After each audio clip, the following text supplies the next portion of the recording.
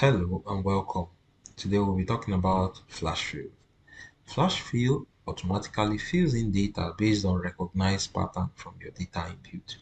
So let's say we have a name, a full name of clients, or want to separate them by first name and last name. The first thing we need to do is just type in based on the pattern we want. Let's say we want to change the first name to uppercase letters. Say John, John, and Control E. See, all the first names are in that same format. What about the last name?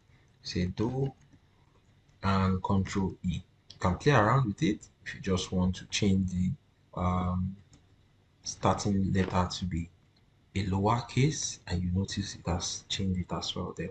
Thank you and see you next time.